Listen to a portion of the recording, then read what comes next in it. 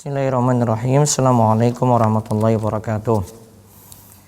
Alhamdulillahilladzi arsala rasulahu bil huda wa dinil haq liyudhhirahu 'ala dini kullih wa kafa billahi syahida. Wa asyhadu an la ilaha illallah wahdahu la syarika la iqraran bihi wa tauhidan. Wa asyhadu anna Muhammadan abduhu wa rasuluh. Allahumma shalli ala nabiyyina wa sayyidina Muhammad wa ala alihi wa man tabi'ahum bi ihsan ila yaumiddin. Allahumma inna nas'aluka ilman nafi'a wa rizqan thayyiba wa amalan mutaqabbala. Segala puji kita panjatkan pada Allah, salawat serta salam semoga tercurah pada Nabi besar, Nabi agung, Nabi kita Muhammad sallallahu alaihi wasallam. Baik, pemirsa sekalian yang semoga senantiasa dirahmati Allah, pada kesempatan pagi ini kita kembali dimudahkan oleh Allah untuk duduk dalam majelis yang mudah-mudahan bawa berkah bagi kita semuanya. Dan senantiasa Allah anugerahkan pada kita ilmu yang manfaat, yang semakin menguatkan iman dan semakin memperbaiki adab dan akhlak kita sehari-hari. Kali ini kita lanjut buku Kiat Belajar bagi Orang Sibuk, bagi kita sekalian yang super sibuk. Buku ini manfaat sekali, buku Mas Santri. Bisa cari di marketplace, di Shopee, Tokopedia, Bukalapak, ataupun Muslim Life Shop, atau bisa langsung ke penerbit di 0852 00171222, atau bisa juga memesan lewat reseller dan agen kami dari Ruevi Store. Bisa cek di ruevi.store yang nanti ada di tiap kota, lebih menghemat biaya kirim sehingga Anda bisa memperoleh buku ini dengan mudah. Baik, buku ini berisi motivasi. Sekarang kita lihat bagaimana Islam ajarkan untuk menghormati seorang guru yang memberikan ilmu, yang memberikan petua. Kita mulai dari memilih guru yang benar, memilih guru yang benar. Setelah itu baru kita lihat guru itu bintang di muka bumi. Ya, kita lihat dari halaman 63 terlebih dahulu. Pilihlah guru yang benar. Monggo dibaca. Hendaklah ilmu agama diambil dari guru yang benar. Coba perhatikan bagaimanakah pesan Nabi Shallallahu Alaihi Wasallam kepada Ibnu Umar radhiyallahu anhuma. Ya, di sini kita lihat pilih guru dulu yang benar. Memilih guru yang benar, apalagi kalau kita memilih guru dalam hal ilmu agama. Kita saja dalam dalam ilmu dunia saja kita butuh orang yang spesialisasi gitu. Misalnya kita belajar ilmu kedokteran gitu ya, tentu dari yang pakar dalam kedokteran gitu. Tidak mungkin belajar dari seorang saintik atau tidak mungkin belajar dari seorang engineer. Begitu pula seorang engineer ya, dia belajar dari yang pakar engineer, dia tidak belajar dari yang pakar kehutanan, yang pakar politik, yang pakar ekonomi, tidak gitu. Kecuali mungkin ada pelajaran-pelajaran tertentu yang terkait gitu. Ini saja kita perlakukan untuk ilmu dunia seperti itu, apalagi ini ilmu yang kita sudah bahas sebelumnya, ini mengantarkan ke surga. Karena sebagaimana sabda Nabi sallallahu alaihi wasallam, "Man salaka tariqan yaltamisu fi ilman, sa'alallahu bi tariqan ilal jannah." Siapa yang menempuh jalan, kemarin ada menempuh jalan hakiki maupun maknawi ya, menuntut ilmu, maka Allah akan mudahkan baginya jalan menuju surga. Ini kan jalan menuju surga, masa kita sembarangan teledor, kita tidak selektif dalam memilih guru. Nah, Ibnu Umar katakan berikut ini. Ya, Nabi SAW katakan pada Ibnu Umar berikut ini. Ya Ibnu Umar, dinuka dinuka. Innama huwa lahmuka wa dammuka. Fanzur amman ta'khudhu khudh 'anil ladzina istaqamu wa la ta'khudh 'anil ladzina malu. Wahai Ibnu Umar, ingatlah agamamu. Agamamu itu adalah darah dan dagingmu. Karenanya, perhatikanlah dari siapa kamu mengambilnya. Ambillah dari orang-orang yang istiqomah terhadap sunnah, dan jangan mengambil dari orang-orang yang melenceng dari sunnah. Ya Ibnu Umar, wahai Ibnu Umar, dinuka, ingatlah agamamu. Kamu perhatikan baik-baik nih. Innama huwa lahmuka wa dammuka. Agamamu itu ibarat dagingmu dan darahmu. Fanzur amman ta'khudhu khudh 'anil ladzina istaqamu. Perhatikan, kamu ngambil ilmu itu dari mana? Ambillah dari orang yang istiqomah, jangan ambil dari orang yang tidak istiqomah. Ambillah dari orang yang istiqomah terhadap sunnah, artinya berada pada ajaran Nabi SAW yang benar, dan jangan mengambil dari orang-orang yang melenceng dari sunnah, yang menyimpang. Ini disebutkan dalam Al-Kifayah fil Ilmi Ar-Riwayah oleh Al-Khatib. Terus ada juga pesan. Ada juga pesan dari ulama-ulama lainnya, di antaranya Ali bin Abi Thalib radhiyallahu anhu ketika berada di Masjid Kufah di Irak. Pada suatu hari pernah berkata, Nah, di Kufah ya, di Irak ya. Nah, di sini Ali bin Abi Thalib itu pernah berkata, "Unzuru amman ta'khuduna hadzal ilma fa innama huwa din." lihatlah dari siapa kalian mengambil ilmu ini, karena ia adalah din atau agama. Ya, ini sama sumbernya idem, yaitu sama dengan yang di atas, Al-Kifayah fi Ilmi Riwayah. Lihat ya, unzuru amman ta'khuduna hadzal ilma fa innama huwa din. Lihatlah dari siapa kalian mengambil ilmu ini, karena ia adalah din, dia adalah agama. Terus Muhammad bin Sirin, seorang pembesar ulama tabi'in, berkata, "Inna hadzal ilma dinun. Fanzuru amman ta'khuduna dinakum." Sesungguhnya ilmu ini adalah agama, maka lihatlah dari siapakah kalian mengambil agama kalian. Nah, sesungguhnya ilmu ini adalah agama, maka lihatlah dari siapakah kalian mengambil agama kalian. Ya, ilmu ini adalah agama, ini din. Maka lihatlah dari siapakah kalian mengambil agama kalian. Ya, selektif di sini berarti. Lihat tuh, gurunya siapa? Manhajnya bagaimana? Kapabilitasnya seperti apa? Kemampuan keilmuannya seperti apa? Ya, kemampuan keilmuannya seperti apa? Mumpuni enggak? Amanat atau tidak? Gitu. Dia istiqomah atau tidak? Gitu. Akhlaknya seperti apa? Nah, di sini disuruh lihat seperti itu. Ini kata Muhammad bin Sirin, pembesar ulama tabi'in. Tadi ada perkataan dari Ibnu Umar, dari Rasulullah SAW tadi ya, Rasulullah SAW, terus Ali bin Abi Thalib, terus Muhammad bin Sirin tabi'in.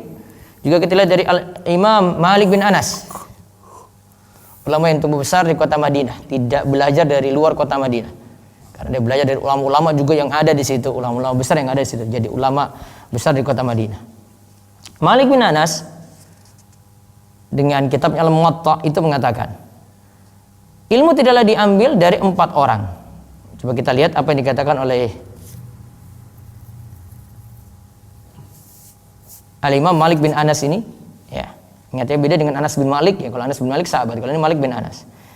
Ilmu tidaklah diambil dari 4 orang, yaitu min safihin mu'linun bisafihi wa in kana arwan nas wa la ta'khudh min kadzdzabin yakdzibu fi ahadisin nas idza jaraba dzalika alaihi wa in kana la yuttahamu yakdziba ala Rasulillah sallallahu alaihi wasallam wala min sahibi hawa yad'un nasa ila hawahu wala min syaikhin lahu fadlun wa ibadatun in kana la ya'rifu ma yahdutsu. Orang yang bodoh yang menampakkan kebodohannya meskipun ia banyak meriwayatkan dari manusia. 2. Pendusta yang ia berdusta saat berbicara kepada manusia meskipun ia tidak dituduh berdusta atas nama Rasulullah SAW dalam hadis. 3. Orang yang memperturut hawa nafsunya dan mendakwahkannya. Dan 4. Orang yang mempunyai keutamaan dan ahli ibadah namun ia tidak tahu apa yang dikatakannya, yaitu tidak faqih. Lihat di sini ya. Jangan ambil ilmu dari 4 orang. Yang pertama, orang bodoh.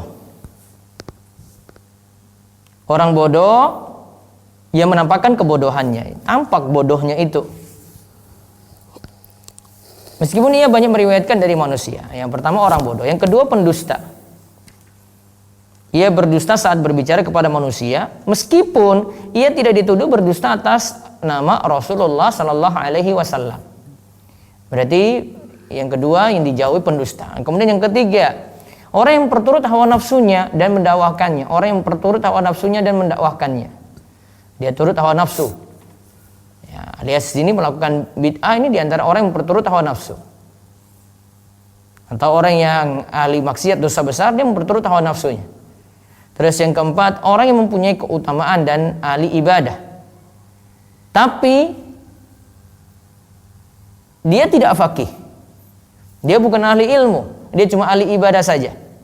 Nah, ini juga tidak diambil ilmunya. Berarti ngambil ilmu dari mana? Berarti yang pertama orang yang paham ilmu, kemudian yang kedua orang yang jujur, orang yang tidak berdusta, terus yang ketiga berarti orang yang tidak memperturut hawa nafsunya, dia jaga diri juga dari dosa-dosa. Kemudian yang keempat, orang yang berilmu dan rajin ibadah. Ya, orang yang berilmu dan rajin ibadah. Kemudian Abdullah bin Mas'ud radhiyallahu anhu berkata, la yazalun nasu bi khairin ma akhadul ilma an akabirihim fa idza akhadhuhu min asagirihim wa syirarihim halaku. Manusia senantiasa berada dalam kebaikan selama mereka mengambil ilmu dari para akabir, yaitu ulama mereka. Jika mereka mengambil ilmu dari as-saghir, orang-orang bodoh dan pelaku bid'ah, dan orang-orang jelek di antara mereka, niscaya mereka akan binasa. Ya, manusia senantiasa berada dalam kebaikan selama mereka mengambil ilmu dari akabir, yaitu yang berilmu di antara mereka. Jika mereka mengambil ilmu dari as-saghir, ini bukan orang berilmu, itu ahli bid'ah, dan orang-orang jelek di antara mereka, yang rusak di antara mereka, niscaya mereka akan binasa. Maka disuruh ambil ilmu dari akabir, bukan dari as-saghir. Nah, kesimpulannya dari sini kita sudah tahu kalau dalam beragama kita belajar mesti memilih guru. Satu ya. Kemudian yang kedua, memilih guru yang baik agamanya. Lihat dari manhaj, dari keistiqomahannya. Terus yang perlu dijauhi 4 tipe guru sebagaimana kata Al-Imam Malik bin Anas, yaitu orang yang tidak berilmu, ya orang yang bodoh ya. Terus yang kedua pendusta, kemudian yang ketiga itu yang perturut hawa nafsunya, ya ahli bid'ah atau ahli maksiat dosa besar. Kemudian yang keempat, yang rajin ibadah, yang punya keutamaan ibadah tetapi tidak memiliki kefakihan. Ya, berarti tidak paham ilmu di situ, dia cuma rajin ibadah saja.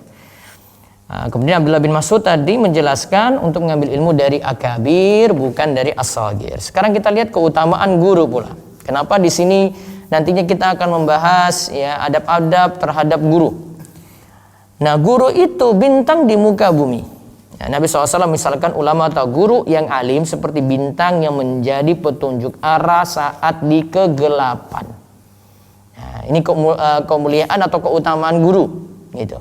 Dia cahaya di kegelapan. Jika ada gelap, maka yang penuntun ya ini adalah guru ini. Ya. Bukan hanya nanti mengajarkan akidah, bukan hanya mengajarkan ibadah, bahkan masalah problem-problem pun ya kita realita yang terjadi ya mencari guru gitu untuk diberikan jalan terang, untuk diberikan tuntunan gitu. Dalam Musnad Imam Ahmad dari Anas radhiyallahu anhu, Nabi SAW bersabda, dibaca. Permisalan ulama di muka bumi seperti bintang yang ada di langit. Bintang dapat memberi petunjuk pada orang yang berada di gelap malam di daratan maupun di lautan. Jika bintang tak muncul, manusia tak mendapatkan petunjuk. Nah, permisalan ulama di muka bumi seperti bintang yang ada di langit. Bintang yang ada di langit. Ya.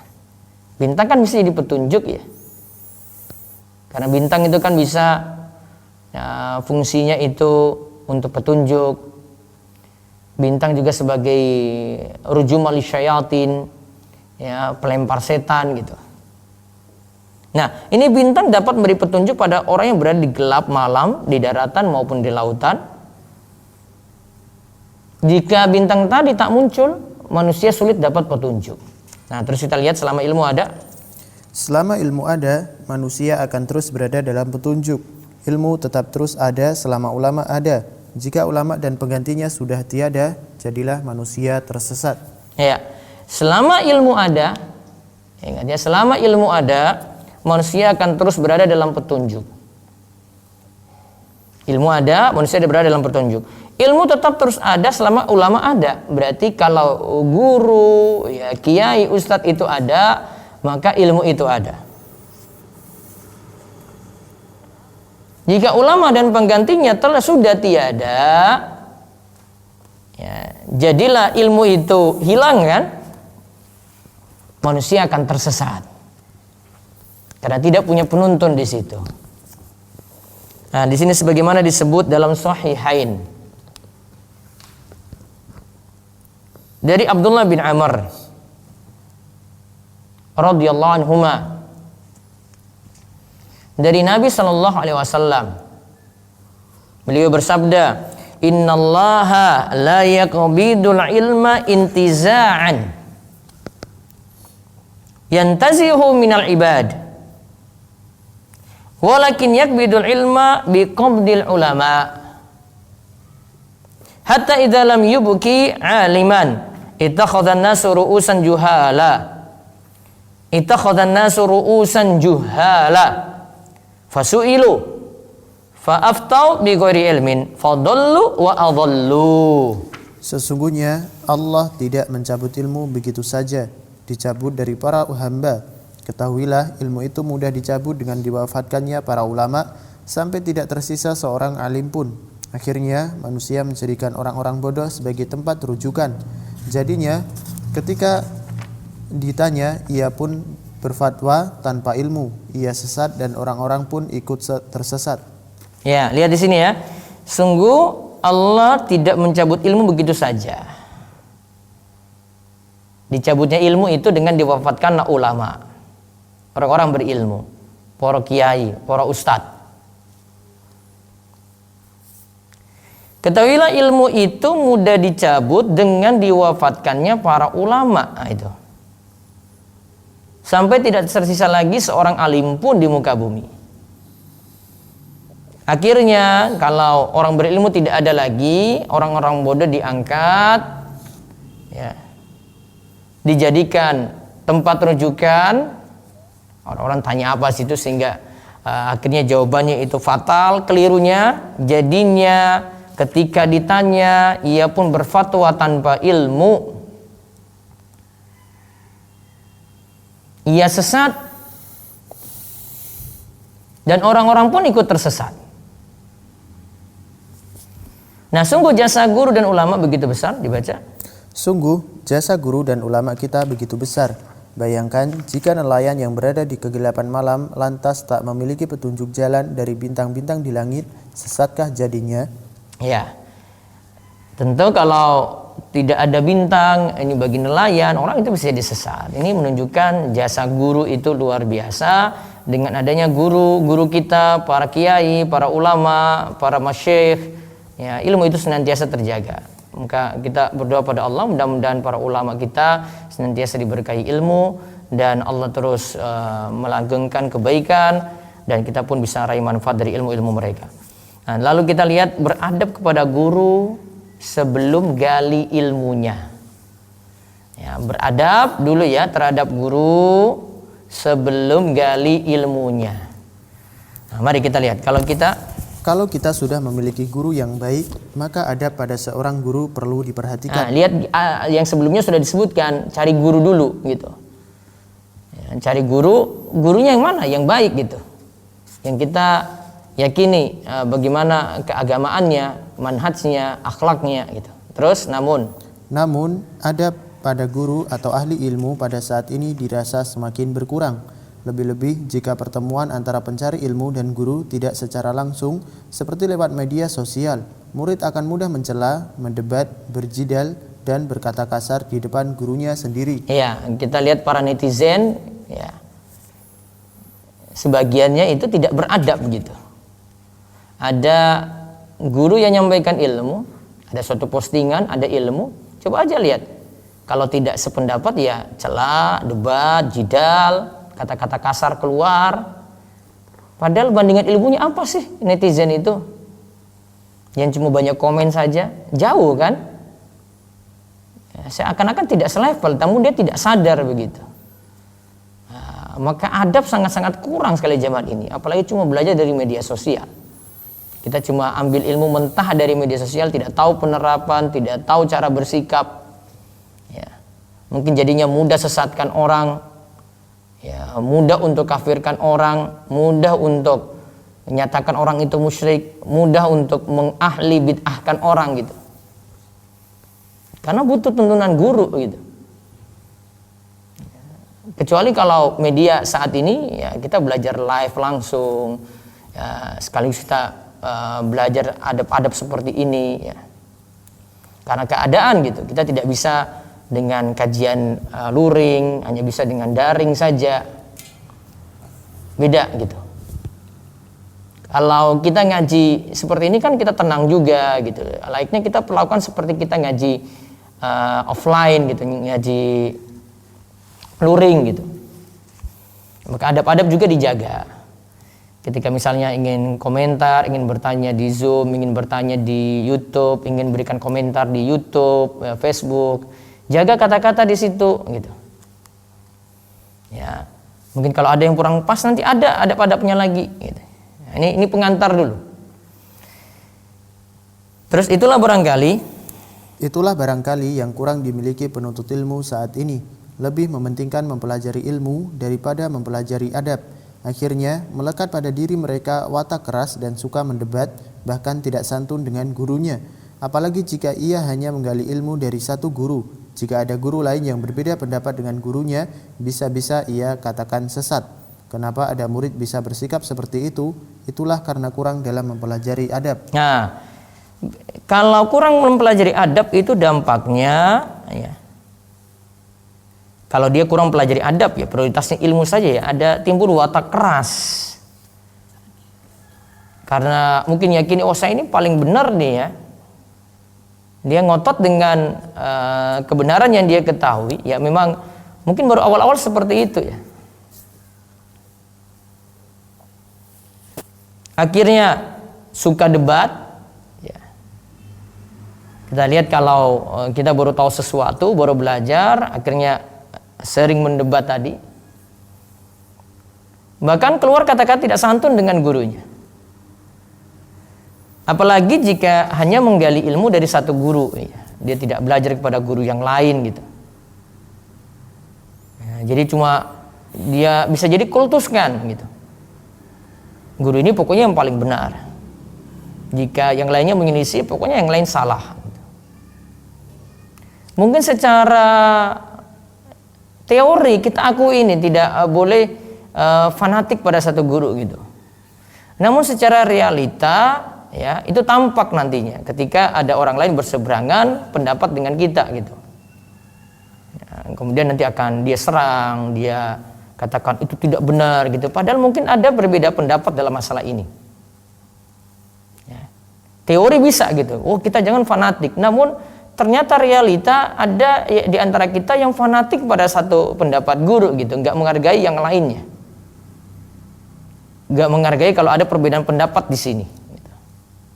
Ya karena kekurangannya tadi dia hanya fanatik pada satu guru, belajar pada satu guru. Ya, para ulama itu rata-rata belajar itu dengan guru-guru yang lain gitu ya.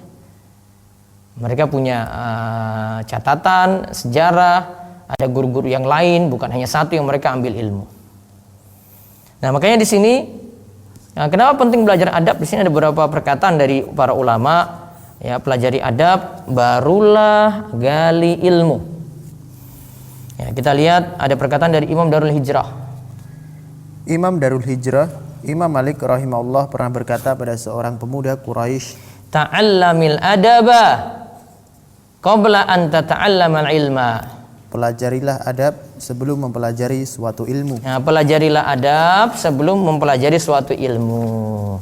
Juga kenapa sampai para ulama mendahulukan mempelajari adab, sebagaimana Yusuf bin Al-Husain berkata, bil adabi taf'amul ilma. Dengan menjaga adab maka engkau jadi mudah memahami ilmu. Ya, terus Syekh Shalih Al-Utsaimin hafizahullah berkata, dengan memperhatikan adab maka akan mudah meraih ilmu. Sedikit perhatian pada adab maka ilmu akan disia-siakan. Dengan memperhatikan adab akan mudah meraih ilmu. Ya, memperhatikan adab akan mudah meraih ilmu. Artinya makin sopan dia, makin tahu jaga tata krama, etikanya makin dijaga, ya, maka akan mudah meraih ilmu. Sedikit perhatian pada adab, ketidaksopanan, etikanya kurang, akhlaknya kurang, ilmu jadi tidak berkah. Ya, ilmu jadi tidak berkah di situ. Karenanya sampai Ibnu Barak itu serius mempelajari adab, beliau katakan, ta'allamnal adaba salasina aman. Ta'allamnal adaba salasina aman. Wa ta'allamnal ilma ishrina. Kami mempelajari masalah adab itu selama 30 tahun, sedangkan kami mempelajari ilmu selama 20 tahun. Nah, kenapa perhatian pada adab dulu 30 tahun tadi, lama mereka mempelajarinya? Ya, karena dengan paham adab, ilmu makin mudah diraih gitu. Makin kurang adab, makin kurang etika, makin kurang akhlak, makin kurang dalam bersikap, tingkah laku. Ya, terutama pada guru. Ya, ilmu juga makin kurang berkah di situ. Makanya ada disebutkan di sini dari Imam Az-Zarnuji Al-Hanafi, ulama Hanafiyah, dalam kitab Ta'lim Al-Muta'allim, Thariqut Ta'allum. Ta'lim Al-Muta'allim, pengajaran kepada orang yang belajar, Thariqut Ta'allum, cara metode untuk mengajar. Ya, cara atau metode untuk mengajar. Di sini dijelaskan kenapa beliau menulis pembahasan adab dalam buku tersendiri. Ya, dalam buku tersendiri kenapa beliau itu membahasnya? Karena beliau rasa banyak yang serius belajar, tapi belum mendapatkan ilmu apa-apa. Artinya tidak ada buah untuk mengamalkan, untuk mendakwahkan, itu kurang. Ya, untuk mengamalkan ilmu tadi, untuk mendakwakannya itu kurang. Nah, beliau kemudian katakan ini mungkin kurang karena kita salah dalam belajar, kurang adab, ya. Salah dalam belajar, metode belajarnya salah gitu. Barangkali mulai dari niat, kemudian cara kita itu beretika, cara kita itu beradab, itu kurang. Keseriusannya juga kurang, ilmu nggak bekas. Ya, ilmu nggak ada pengaruh gitu di situ. Sehingga beliau sendirikan di sini. Kalau ingin ikuti audio saya singkat-singkat setiap sore pada maghrib, ya. Nanti sore juga ada, nanti bisa gabung di grup Telegram yang ngaji kitab umat. Nanti bisa ikuti di Facebook saya update terus gitu. Nanti setiap waktu saya share lagi audionya gitu. Kita baca saja, saya tidak terlalu banyak penjelasan dari kitab ini gitu. Kitab ini bagus. Ya, banyak dipakai di pesantren tradisional. Dan kita tahu di pesantren tradisional mereka sangat memuliakan guru sekali. Guru mereka itu anggap itu mulia, nganggap ilmunya mereka itu hormati gitu. Sehingga ada keberkahan di situ. Ilmu cepat ditangkap, dapat raih manfaat ketika belajar dan seterusnya. Wallahu a'lam bishawab. Ya, 10 menit ke depan kita buka tanya jawab. Nanti kesempatan Senin kita mulai dengan adab terhadap guru. Ya, adab terhadap guru. Di sini ada 6 poin ya. 7 poin. 7 poin akan dibahas. Baru nanti kita akan lihat lagi bahasan bahasa Arab gitu. Awali dengan belajar bahasa Arab. Karena buku ini kan menjelaskan cara belajar gitu. Nah, langkah berikutnya lagi adalah belajar bahasa Arab. Bagi yang mau mengikuti kelas bahasa Arab, kami siapkan waktu setiap harinya. Nanti ada kajian pagi ini setengah 7 sampai jam 7. Ya, kita mulai belajar ya, bagaimana bisa memahami bahasa Arab dengan mudah lewat 2 kitab, yaitu Al-Muyassar dan Al-Kafi. Al-Muyassar ini pembahasan fi ilmin nahwi, tentang nahwu. Kemudian Al-Kafi ini fi ilmi sorfi, tentang ilmu sorof. Ya, ini gratis diberi. Ini buku nanti tinggal dicari saja, karya Ustaz Aceng Zakaria dari Bandung, kiai dari Persis ya. Monggo bisa dimiliki segera. Insya Allah pekan depan mulai sekitar Senin kita mulai. Sekarang baru buka pendaftaran sampai hari ini terakhir. Ya, pendaftaran sampai hari ini terakhir. Silakan manfaatkan waktu untuk daftar. Peluang besar untuk Anda belajar bahasa Arab. Ya, sebagai pembuka untuk memahami ilmu agama, insya Allah memahami ilmu agama jadi makin mudah. Ya, kalau kita serius untuk mempelajari bahasa Arab dengan istiqomah dan benar-benar dibutuhkan kesabaran. Ya, nanti didaftar di ini ya, Telegram kelas bahasa Arab Rumaiso. Nanti cari aja itu channel publik. Nanti ada link di situ untuk daftar. Tujuannya daftar ini untuk nanti masuk di website. Karena di website nanti kita bagi beberapa kelas. Ikuti saja di situ. Pelajarannya bukan di Telegram, pelajarannya nanti versi web. Jadi tidak makan HP bapak-bapak, ibu-ibu, jamaah sekalian, tidak. Ada rekamannya, nanti ada live-nya lagi. Jadi ada rekaman, saya punya rekaman sudah ada, ditaruh di situ. Bagian tidak bisa ikut live, dia bisa ikut rekaman. Atau live-nya nanti akan disajikan dalam bentuk ya live-nya akan disajikan dalam bentuk rekaman juga di YouTube Rumah Iso TV ini. Makanya yang belum subscribe bisa subscribe. Nanti kesempatan berikutnya dipakai channel Rumah Iso TV ini untuk pelajaran bahasa Arab. Nanti 6:30 sampai jam 7 setiap Senin sampai Jumat. Jadi setiap kajian pagi setelah ini langsung pelajaran bahasa Arab. Wallahu a'lam bishawab. Silakan yang mau daftar ya. Ya silakan yang dari Zoom mau bertanya. Sebentar, ini ada dari ini. Ya monggo yang dari Zoom dulu di chat silakan. Nah, Ustaz, Ana bacakan yang dari chat. Assalamualaikum warahmatullahi wabarakatuh. Afwan Ustaz, izin bertanya, jika tante dan keluarganya meminta bantuan saya dan suami di acara lamaran dan pernikahan anaknya karena sangat terbatas jumlah keluarga yang boleh hadir saat pandemi, namun acaranya belum sesuai syariat. Jika saya menolak, biasanya menjadi omongan keluarga besar. Bolehkah saya mengingkari dalam hati? Mohon pencerahannya Ustaz. Kurangi mudarat. Kalau dalam keadaan seperti itu silahkan timbang-timbang ya, mana yang maslahat, mana yang mudarat. Saya sarankan tetap ikut serta, tetapi bagian-bagian yang keliru-keliru tidak ikut di situ. Yang penting kurangi mudarat dulu, gitu ya. Wallahu a'lam. Berikutnya lagi silakan. Bismillah, afwan Ustadz, izin bertanya mengenai kelas bahasa Arab angkatan 3 ini. Untuk materi pembelajaran, apakah nantinya ada kelanjutan dari bahasan kitab Muyasar dan Kafi jilid 1 atau akan lanjut angkatan berikutnya lagi ya Ustadz? Nanti akan dibuka angkatan berikutnya dengan pelajaran yang sama. Nanti keberlanjutannya insya Allah nanti di ngaji kitab umat saya akan pandu untuk baca kitab gitu. Insya Allah dengan bekal ilmu yang ada di kitab Muyasar dan Al-Kahfi, dua ini walaupun jilid 1 ya, itu sebenarnya sudah bisa dipakai untuk baca kitab. Yang penting serius belajar, yang penting paham saja kaidah-kaidah gitu. Karena bahasa Arab sebenarnya tidak sulit, ini Al-Quran ya, ini bahasa Al-Quran ya, itu tidak sulit gitu. Yang penting mau konsen, fokus, istiqomah belajar dan dijadikan prioritas gitu. Kalau belajarnya cuma mau saja gitu, saya pengen belajar bahasa Arab tapi tidak punya niatan ingin paham gitu ya, nggak akan sukses gitu. Jadi waktu habis sia-sia gitu. Maka fokus, niatkan tulus untuk belajar gitu. Niatkan tulus untuk belajar, insya Allah bisa paham. Saya background saya itu bukan anak pesantren gitu, anak kuliah umum gitu. Tapi ketika dibuka kelas bahasa Arab, saya semangat sekali waktu itu ingin ikut ya. Waktu itu cuma rayuan dari teman saya, kamu mau paham sholat mudah gitu, belajar bahasa Arab. Ya sudah, saya ikut aja waktu liburan. Ternyata pelajaran belum selesai ya. Akhirnya termotivasi lagi, Muyasar nggak selesai, nggak hatam, cari lagi belajar ke teman gitu sampai selesai. Belajar lagi kitab yang lainnya, belajar lagi sampai mulakhas gitu. Nah, baru ketika sudah diajarkan baca kitab oleh Ustadz Aris Munandar, kemudian ya baru punya bekal di situ. Jadi memang butuh proses, tapi dengan modal dasar ini kalau sudah paham, belajar bertahap, paham, ingat ya, terus fokus, jadikan prioritas, insya Allah nanti akan memahami bahasa Arab dengan mudah.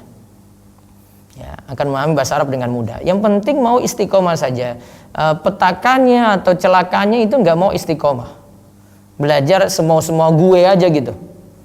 Ya mau belajar ya silahkan, mau enggak ya sudah, ilmu juga kayak gitu, nggak ada keseriusan. Kita kalau belajar itu kayak tipenya kayak gini gitu. Ya saya mau datang semau gue, yang nggak mau datang juga ya susahnya di gue sendiri gitu. Ya sudah, susahnya di kamu juga gitu. Susahnya untuk paham bahasa Arab ya gitu, ya salah sendiri. Karena ada yang belajar dari nol, nggak punya background apa-apa bisa gitu. Jadi jangan bilang sulit belajar bahasa Arab, buktinya banyak yang bisa belajar. Jangan lihat orang-orang yang gagal-gagal gitu, lihat orang yang banyak yang berhasil gitu belajar, paham gitu, belajarnya dari nol. Ya ini sebelumnya nggak tahu apa-apa, saya nggak ada background bahasa Arab sama sekali gitu. Ya, dasar saya cuma ilmu nahwu saja gitu. Namun dari situ nanti mudah untuk percakapan, mudah untuk pahami kitab, mudah untuk pahami perkataan ulama dasarnya karena sudah tahu kaidah gitu. Kayak kita pelajari grammar dalam bahasa Inggris. Ya, grammarnya, strukturnya itu kita pelajari gitu. Mudah. Namun kalau nggak serius belajar ya sudah. Separuh-separuh nanti ikut, nanti yang ini nggak ada waktu. Kita nggak mau luangkan diri ya nggak bisa untuk sukses gitu. Ya, harus semangat untuk belajar.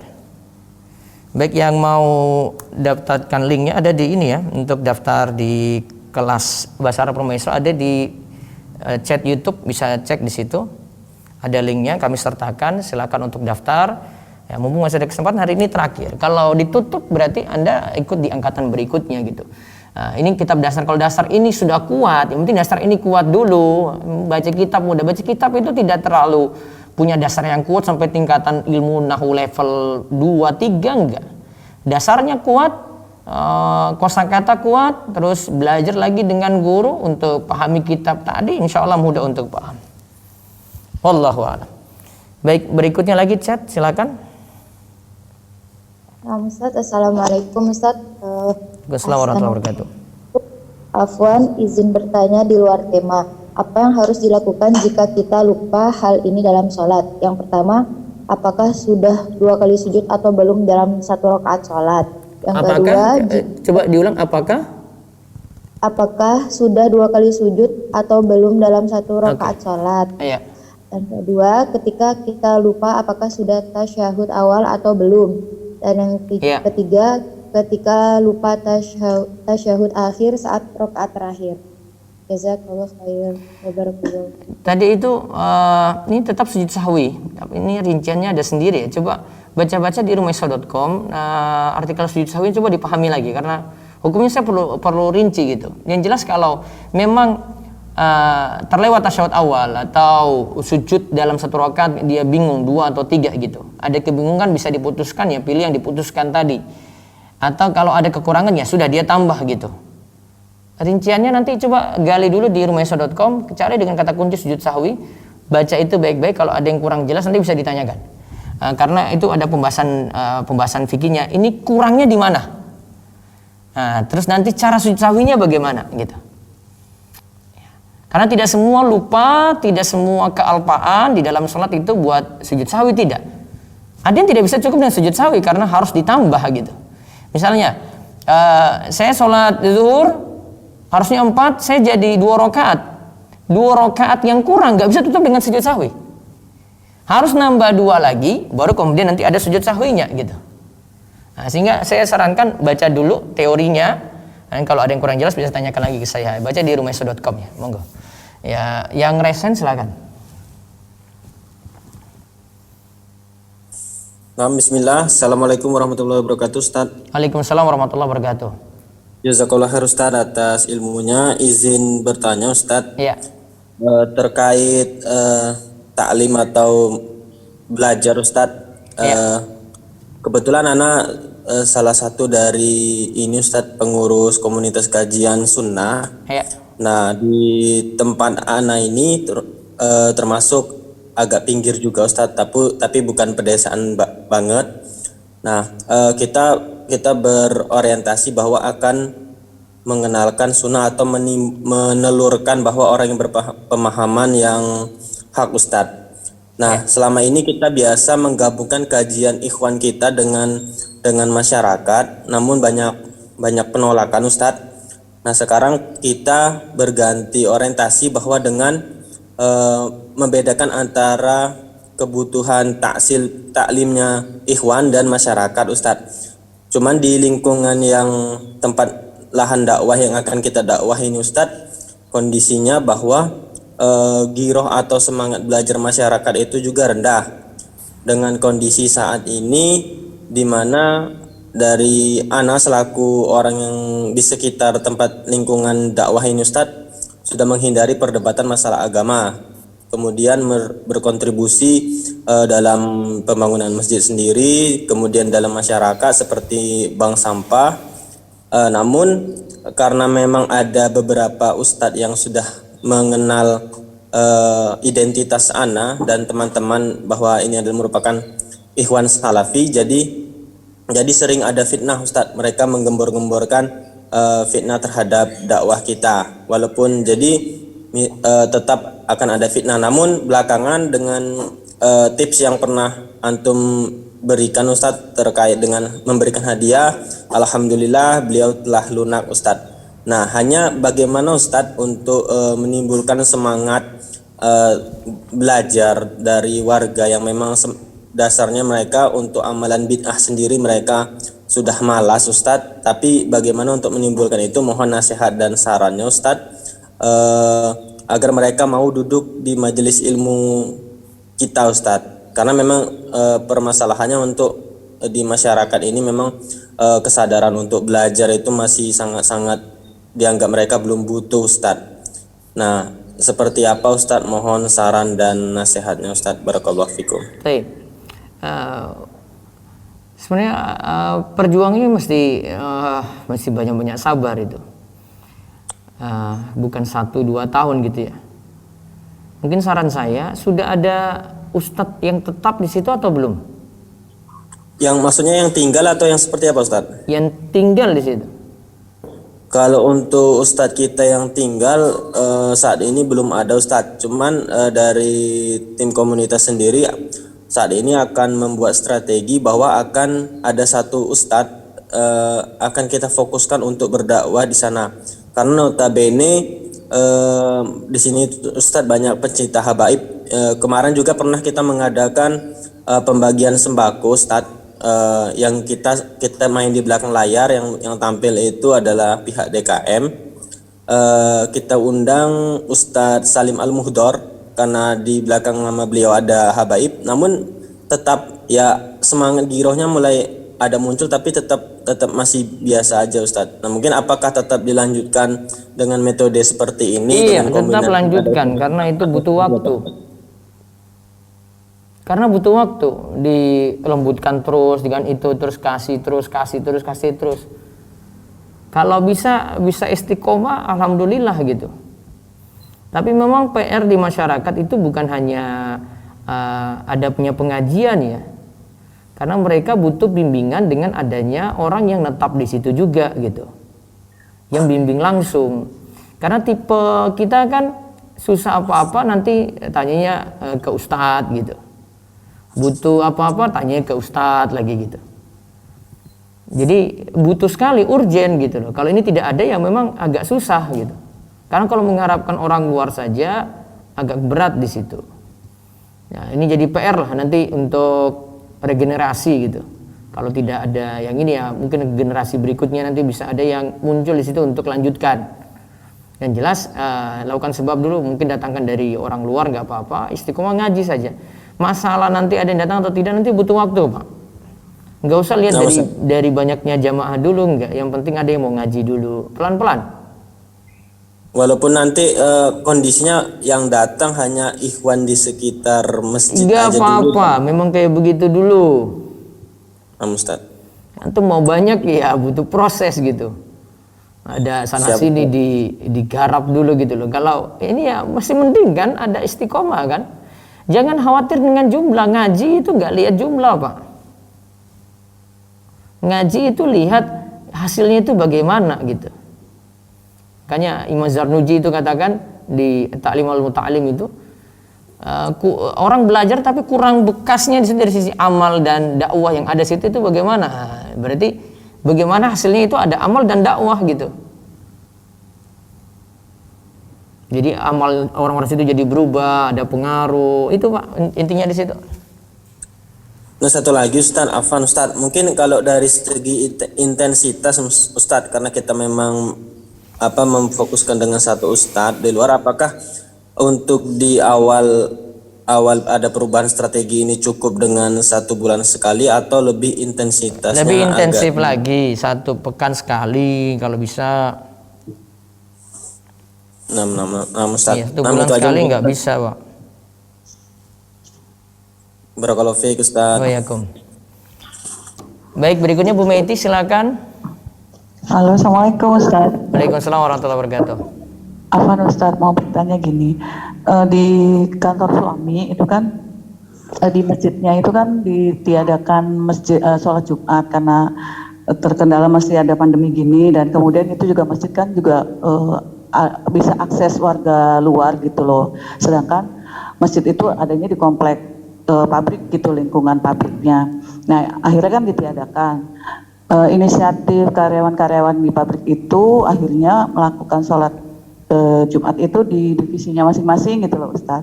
Tapi itu tidak mencapai 40 orang. Gak apa-apa Bu. Oh, nggak apa-apa ya Ustadz Iya. ya. Oh, Kalau tetap pakai afdol syarat mazhab Hambali, Syafi'i 40 gitu. Enggak sampai 40 ganti sholat zuhur. Tapi di dalam mazhab sendiri itu ada khilaf di situ, ada perbedaan pendapat. Tidak menyaratkan untuk 40. Tapi itu tetap dihukumin sebagai sholat Jumat Ustadz, apa duhur? Kenapa? Tetap dihukumin sebagai sholat Jumat atau sholat duhur Ustadz? Tetap sholat Jumat, Bu. Oh, tetap sholat Jumat. Iya. Itu tetap seperti pelaksanaan sholat Jumat biasa, maksudnya ada ceramah dan ininya gitu Ustadz. Iya, enggak apa-apa.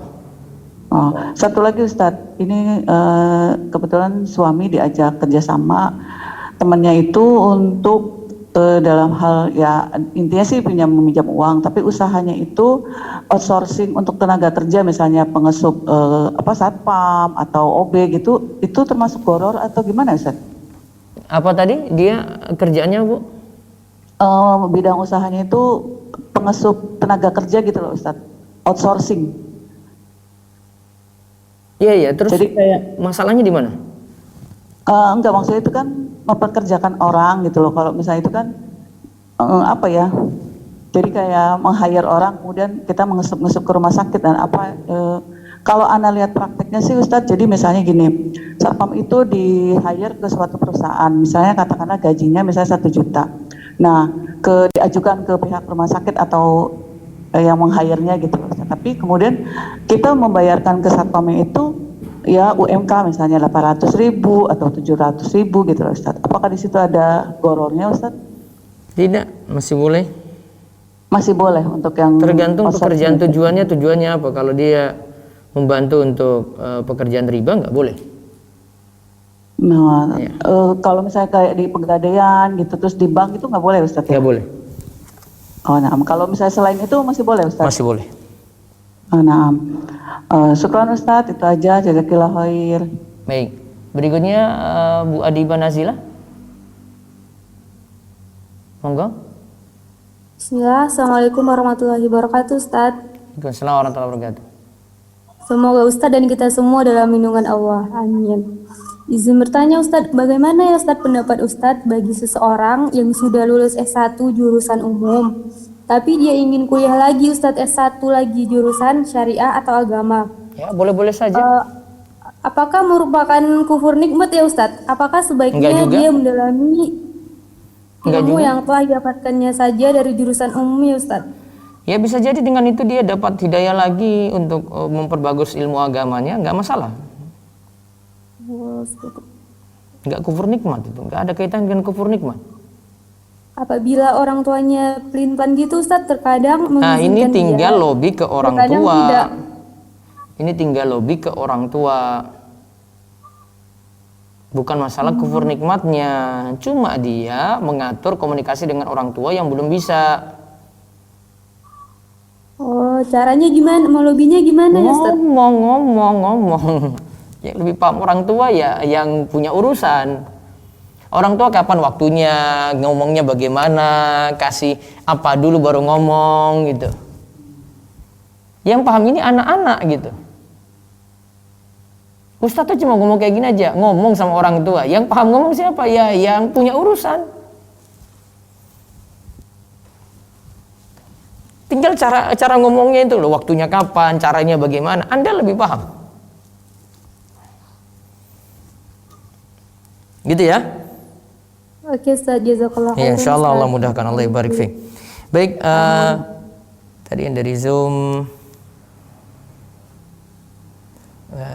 itu saja kita cukupkan. Insyaallah hari Senin lagi kita lanjutkan. Bagi yang ikut bahasa Arab sekali lagi masih dibuka pendaftaran. Kalau tidak ya angkatan berikutnya baru bisa Anda ikuti lagi. Ya demikian, kita mudah-mudahan dapat berkah ilmu dan terus diberikan kemudahan untuk mengamalkan setiap ilmu yang kita pelajari. Kita muliakan guru kita dengan penuh adab dan ilmu kita mudah-mudahan semakin berkah. Kita cukupkan, tutup dengan doa kafaratul majelis. Subhanakallahumma bihamdika asyhadu an la ilaha illa anta astaghfiruka wa atubu ilaik. Assalamualaikum warahmatullahi wabarakatuh.